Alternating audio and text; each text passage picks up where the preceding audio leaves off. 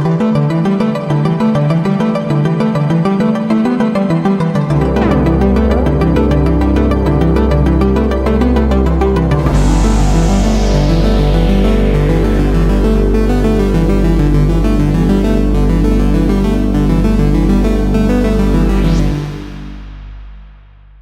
Students, जिस topic को आज हम डिस्कस करने जा रहे हैं उसका जो टाइटल है वो बड़ा मज़ेदार है, हीट मैप्स।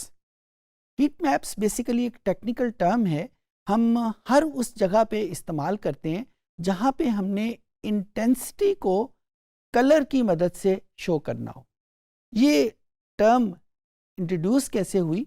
अगर आपने कभी आग के शोले को चूल्हे के ऊपर देखा हो तो बिल्कुल जहाँ से चूल्हे से शोला निकलना शुरू होता है, खासकर एक सुई गैस के चूल्हे से, वहाँ पे उस शोले का कलर नीले रंग का होता है और जो वो ऊपर जाता है और उसका कलर नीले से चेंज होके वो रेड की तरफ, और फिर जो वो ऊपर यानी उस चूल्हे से दूर होता जाता है उसके इस रेड कलर में भी फेडिंग आ जाती है, वो मध्यम होता जाता है। तो इसका मतलब है कि यहाँ पे कलर्स उस टेम्परेचर की इंटेंसिटी को शो कर रहे हैं।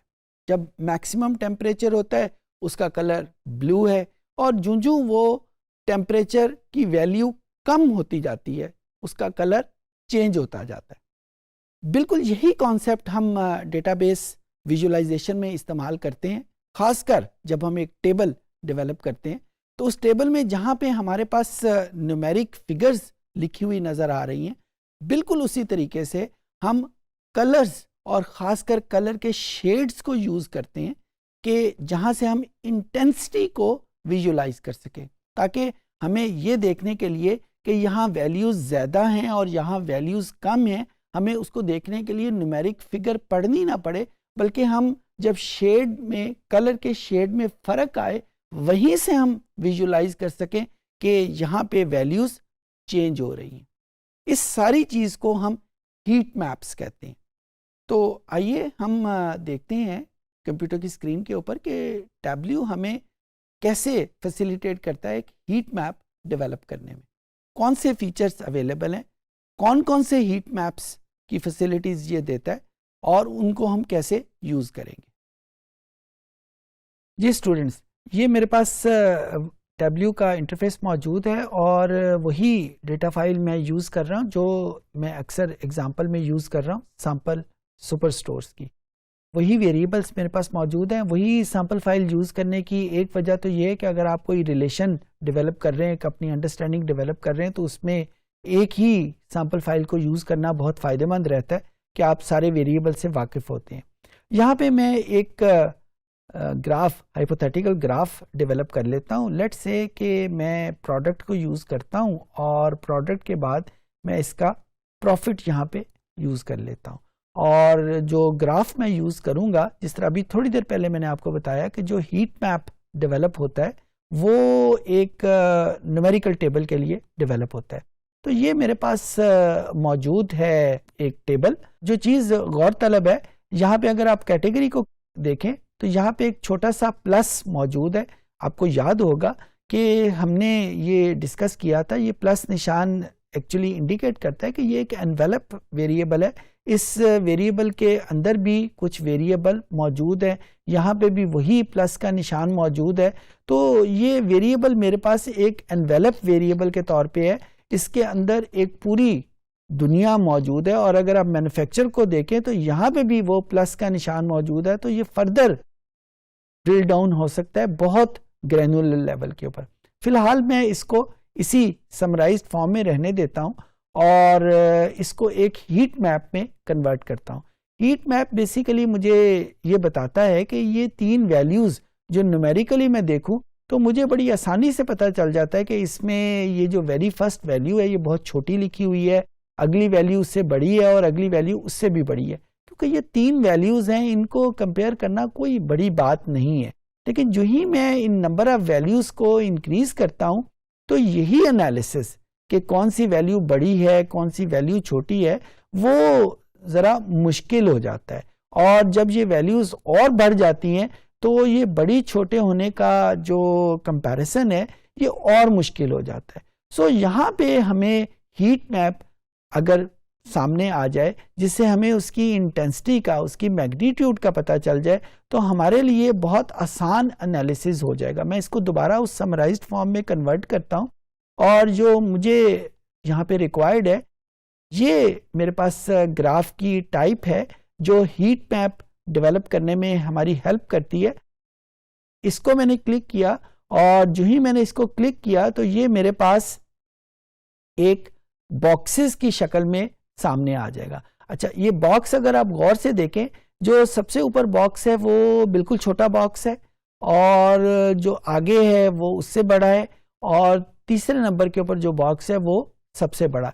तो ये मुझे वही हीट मैप साइज के रेफरेंस से बता रहा है, यानी इसका टेक्निकल नाम तो हीट मैप ही है, लेकिन यहाँ पे हीट मैप कलर के शेड्स की बजाय साइज हमें उसके साइज से डिस्टिंग्विश हो रहा है। अगर मैं इसको कलर के हिसाब से यूज करना चाहूं तो ये मेरे पास जो ग्राफ है, जो फर्स्ट रो में थर्ड ग्राफ है, इसको अगर मैं क्लिक करूं तो आप ये देखें कि ये वही ग्राफ है, यहाँ पे उसी कलर के शेड्स आ गए हैं हमारे पास। सो यहाँ पे ये जो मैक्सिमम डार्केस्ट कलर है ये हमें मैक्सिमम नंबर प्रोवाइड कर रहा है, उससे नीचे वाला जो कलर है वो उससे कम नंबर और सबसे नीचे वाला नंबर उससे कम है। अब अगर मैं इस कैटेगरी को, इसके एनवेलप वेरिएबल को ओपन करता हूं तो आप ये देखें जो ही नंबर ज्यादा हुए तो कलर की जो शेडिंग है वो मजीद बढ़ गई। और यहाँ पे बाय द वे ये बताना पहले भी बता चुका हूँ कि अगर हमें ये कलर स्कीम पसंद नहीं है तो हम इसकी कलर स्कीम चेंज भी कर सकते हैं। यहाँ पे मार्क्स में कलर को क्लिक करें तो हम बड़ी आसानी के साथ इसकी कलर स्कीम को चेंज कर सकते हैं। लेकिन जो इंपॉर्टेंट बात है किसी भी कलर स्कीम में होगी वो ये है कि ये कलर की रेंज हमें बताती है कि किस हिसाब से वैल्यूज चेंज हो रही हैं। अब किसी एक कलर को, आप ये देखें नेगेटिव कलर को इसने बेज कलर से इंडिकेट किया हुआ है और जो मैक्सिमम कलर है वो जो डार्केस्ट कलर इसको शो कर रहा है जहां पे वैल्यू सबसे ज्यादा है। तो अपने जहन में हम ये बना सकते हैं कि जो ही हम लाइटर कलर से डार्क कलर की तरफ हम मूव करेंगे तो मैग्नीट्यूड्स बढ़ती जा रही है। सिमिलरली अगर मैं इस एनवेलप को मजीद ओपन करता हूं तो यहाँ पे जो मेरे पास कलर रेंज है वो मजीद बढ़ जाती है क्योंकि यहाँ पे नंबर ऑफ वैल्यूज बेतहाशा है। तो यहाँ पे कलर मैप हमें बहुत हेल्प करता है कि हमें एक ही विजुअलाइजेशन में हमें ये पता चल जाता है कि वैल्यूज बड़ी कहाँ पे हो रही हैं। फॉर एग्जांपल जो ही मैं डार्केस्ट कलर देखूंगा मेरे जहन में आ जाएगा ये मैक्सिमम वैल्यू को शो कर रहा है, और जितने भी डार्कर कलर हैं वो हमें ये बता रहे हैं कि यहाँ पे मैग्नीट्यूड ज्यादा है, और जो डिम कलर है वो हमें बता रहे हैं कि यहाँ पे वैल्यू उसकी डिम है। अच्छा, यहाँ पे एक और फीचर, इसको भी हम हीट मैप कह सकते हैं। वो पहले मैंने आपको हीट मैप बताया उसके स्क्वायर बॉक्स की मदद से, और स्क्वायर बॉक्स का जो साइज है वो इंडिकेट कर रहा है उसकी मैग्नीट्यूड को। फिर दूसरे जो ट्रेडिशनल हीट मैप होता है कि कलर के शेड्स के रेफरेंस से हमें पता चल जाता है कि वहां पे मैग्नीट्यूड कहाँ पे वेरी कर रही है।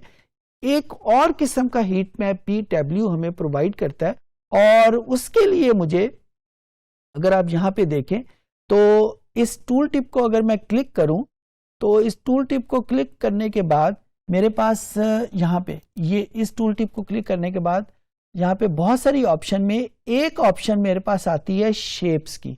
इस शेप्स को जो ही मैं क्लिक करता हूं और इन टेक्स्ट लेबल को मैं शेप में कन्वर्ट कर लेता हूं तो आप ये देखें कि ये एक डिफरेंट किस्म के सिंबल्स मेरे सामने आ रहे हैं, और हर सिंबल का मतलब डिफरेंट है कि वैल्यूज कम कहाँ पे हैं, वैल्यूज ज्यादा कहाँ पे हैं। अगर मैं इसको दोबारा समराइज्ड फॉर्म में लेके आऊं तो यहाँ पे ये मेरे पास सिर्फ 3 उसके मौजूद हैं सिंबल्स, और जो ही मैं इस एनवेलप को ओपन करता हूं तो ये सिंबल्स की जो वैरायटी है वो ज्यादा होती है, और हर सिंबल का मतलब जो है वो डिफरेंट है।